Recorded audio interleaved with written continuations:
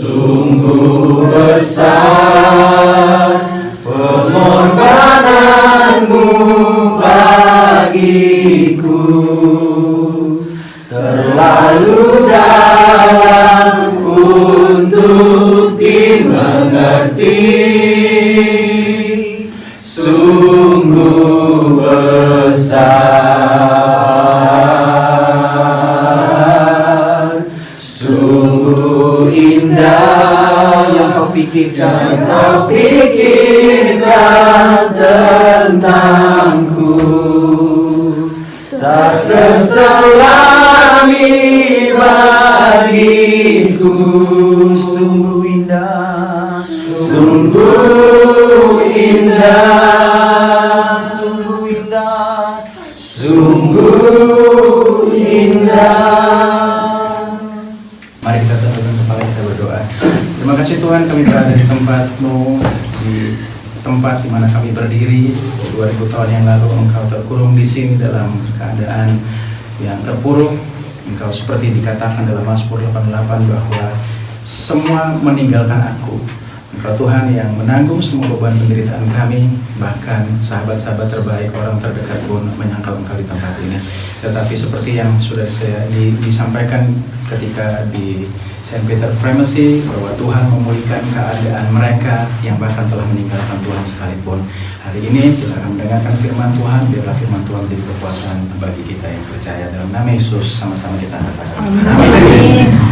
Karena kita tidak punya banyak waktu, sehingga saya mau pengen lebih cepat buka dari Matius 10 ayat 33. Kita lihat dulu apa yang dijanjikan Tuhan sebelumnya. Ketika Tuhan menyampaikan firman Tuhan ini, seperti yang kita pelajari bahwa kitab Matius ditujukan bagi orang Yahudi. Di dalam ayat ini disebutkan bahwa tetapi barang siapa menyangkal aku di depan manusia, aku juga akan menyangkalnya di depan Bapa-Ku yang di sorga. Hal ini kadang-kadang membuat banyak orang Kristen begitu yakin bahwa lo kalau misalnya jahat, nakal, Tuhan pasti akan benci dan juga tinggalin kamu. Tapi tidak demikian seperti yang dialami oleh Petrus. Menurut Matius 26 ayat 70, tetapi ia menyangkalnya di depan semua orang, katanya, aku tidak tahu apa yang engkau maksud. Ketika seorang perempuan, ya, seorang hamba perempuan datang tanya dia, Petrus, apakah engkau salah satu dari mereka? Dia saudara baca di rumah, ya. Dia nggak mengaku bahwa Yesus itu adalah teman, sahabat atau gurunya. Kemudian sampai 3 kali di ayat 72, dia menyangkalnya pula dengan bersumpah, aku tidak kenal orang itu. Kemudian yang ketiga kali, maka mulailah Petrus mengutuk dan bersumpah, aku tidak kenal orang itu.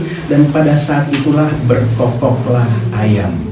Nah, hal yang sangat mungkin kalau kita lihat Petrus itu terlalu cepat untuk karena dia orangnya temperamen, cepat emosian, dia selalu cepat untuk berkata-kata, dia selalu pengen yang duluan. Ketika Yesus di malam perjamuan ditanya barang siapa yang tidak mempunyai pedang, hendaklah menjual dan membeli pedang. Dia bilang ini 2 cukup Tuhan, dan karena itu makanya dia kemudian menebas kuping Malkus. Dia berharap seperti orang Israel pada zaman itu bahwa Yesus datang akan memulihkan keadaan orang Israel, dan dia pikir itu saatnya, waktunya. Ketika dia tahu bahwa itu waktunya, kadang-kadang sama seperti kita juga, kita ingin mendahului Tuhan dengan cara kita. Dan Petrus merasa bahwa ini saatnya hari pembalasan tiba. Di Taman Getsemani, dia potong kuping salah satu hamba imam besar dan putus. Tetapi Tuhan bilang barang siapa bermain pedang akan mati dengan pedang. Lalu kemudian orang banyak menafsirkan bahwa Petrus sangat takut, sehingga apa? Dia menyangkal, tidak mengakui bahwa Yesus adalah gurunya. Saya pengen katakan, murid-murid lain takut dan pergi, tetapi Petrus mengikutinya sampai di sini. Dia habis potong kuping orang. Saya rasa kalau dia takut, dia pasti tidak akan diam-diam menyusul ke sini. Mungkin sehari 2 hari kemudian baru dia tanya kabar. Dia datang ke sini dan dia menyangkal Yesus bukan karena takut menurut saya. Mungkin dia berharap sama seperti kita. Ketika kita percaya Yesus, kita percaya bahwa Yesus sanggup mengadakan mujizat bagi kita. Tetapi penyakit kita nggak sembuh, persoalan hidup kita nggak sembuh, kita mulai berpikir bahwa dia ini bukan Tuhan. Malam hari itu, si Petrus berharap bahwa mungkin Yesus akan seperti superhero lainnya. Di saat-saat yang genting, mungkin dia akan seperti Spider-Man, di-swipe semua, dikumpul jadi satu. Dan itu yang dia berharap bahwa suatu saat nanti Yesus akan sama seperti Raja Israel yang hebat, yang dahsyat, yang bisa membalaskan semua apa yang tirani yang ada, dan kemudian bisa membebaskan orang Israel. Tetapi kenyataannya Yesus malah ditarik jangkuknya, dipukul, ditempeleng, diludahi, dihina, dan dia ngerasa bahwa ini bukan seperti yang dia harapkan. Sama seperti kita, ketika segala sesuatu terjadi tidak sesuai dengan harapan kita, kita mulai merasa bahwa jangan-jangan Yesus ini bukan Tuhan. Dia menyangkal sampai 3 kali, dan dia ngerasa bahwa ini tidak sesuai dengan ekspektasi saya. Karena kalau kita bilang bahwa dia takut, nggak mungkin dia tanya 1 kali, wah gue udah tahu nih, mendingan gue kabur. Tetapi dia hanya pengen tahu, dia pengen pastiin seperti yang dijanjikan, ini Tuhan yang perkasa apa bukan. Tetapi jalan kita bukan jalan Tuhan. Tuhan memberikan yang terbaik jauh daripada yang Petrus inginkan dan disediakan. Sehingga apa? Ketika dia melihat keadaan itu, dia melihat sesuatu yang sepertinya ini tidak sesuai harapan. Dia ini bukan raja orang Israel, dia ini bukan Tuhan. Akhirnya apa? Ketika ayam berkokok, dia baru ingat bahwa ternyata Yesus Tuhan bukan karena dia tidak melakukan sesuatu mujizat perkara dalam hidup kita, tetapi dia bisa mengingatkan firman-firman terjadi dan tergenapi dalam hidup Petrus. Saat itu dia menangisi, dia tahu bahwa dia telah berdosa terhadap Tuhan. Dan apa yang terjadi, ayat yang pertama kita baca tadi, bahwa barang siapa menyangkal aku di depan manusia, ketika Yesus memiliki kasih yang lebih besar, dia tidak sama sekali mengingat kesalahan Petrus. Ketika dia bangkit, orang pertama secara pribadi ditulis namanya yang dijumpai Yesus adalah Petrus. Artinya Yesus memulihkan keadaan Petrus, dan dia juga memulihkan atau merestorasi bukan cuma hanya secara private, tapi seperti yang saya sudah bilang waktu lalu, bahwa dia juga merestorasi di tempat umum, di tempat publik. Ketika Petrus menyangkalnya di tempat umum, Yesus juga mengakuinya. Kalau saya jadi Yesus, ketika saya bangkit dari kubur, saya pasti akan cari murid-murid baru. 12 orang saya cari gantinya, tetapi dia bangkit, dia tetap cari orang yang tadinya sudah menyangkal dia. Hari ini apapun keadaan kita, mungkin kita sudah pernah menyangkal Tuhan dalam hidup kita, tetapi ingat bahwa karena kasih karunia Tuhan, Tuhan tetap menyayangi kita. Amen. Dan tetap menjadikan kita anaknya. Amen. Dia tidak pernah memperhitungkan dosa-dosa kita. Ini ada hal yang cukup baik buat kita dengar bersama. Ini perasaan Tuhan ketika dia ada di tempat ini, dan ini dituliskan dalam berbagai bahasa. Ya Tuhan Allah yang menyelamatkan aku, siang hari aku berseru-seru, pada waktu malam aku menghadap Engkau.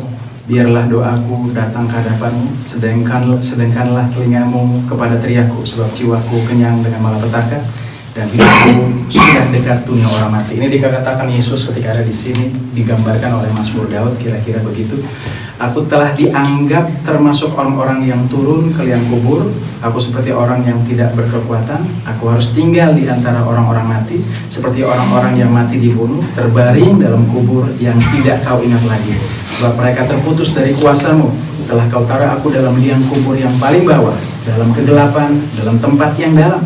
Aku tertekan oleh panas murka-Mu, dan segala pecahan ombak-Mu kau tindihkan kepadaku. Telah kau jauhkan kenalan-kenalanku daripadaku, telah kau buat aku menjadi kekejian bagi mereka. Aku tertahan dan tidak dapat keluar, mataku merana karena sengsara. Aku telah berseru kepadamu, ya Tuhan, sepanjang hari, telah mengulurkan tanganku kepadamu. Apakah kau lakukan keajaiban bagi orang-orang mati? Masakah arwah bangkit untuk bersyukur kepadamu? Dapatkah kasih-Mu diberitakan di dalam kubur, dan kesetiaan-Mu di tempat kebinasaan? Diketahui orangkah keajaiban-keajaiban-Mu dalam kegelapan, dan keadilan-Mu di negeri segala lupa? Tetapi aku ini ya Tuhan, kepadamu aku berteriak minta tolong, dan pada waktu pagi doaku datang ke hadapan-Mu. Mengapa ya Tuhan kau buang aku? Kau sembunyikan wajah-Mu daripadaku. Aku tertindas dan menjadi inceran maut sejak kecil. Aku telah menanggung kengerian daripadamu. Aku putus asa, kehangatan murka-Mu menimpa aku, kedahsyatanmu membungkam aku, mengelilingi aku seperti air banjir sepanjang hari, mengepung aku serentak. Telah kau jauhkan daripadaku sahabat dan teman, kenalan-kenalanku adalah kegelapan. Ketika Daud menyanyikan Mazmur ini juga yang dialami Yesus di sini, ya. Tetapi apa yang terjadi? Yesus keluar sebagai pemenang.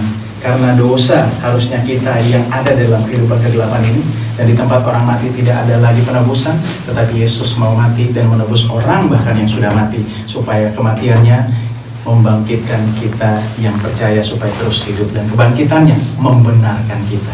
Dan hari ini kita percaya Bahwa apapun yang terjadi, sama-sama bilang sama saya bahwa saya adalah anak yang paling dikasihi Tuhan. Saya adalah anak yang paling dikasihi oleh Tuhan. Sejauh timur dari barat, Sejauh timur dari sedalam barat, tubir laut, sedalam tubir Tuhan sudah laut. membuang dan melupakan dosa-dosa kita.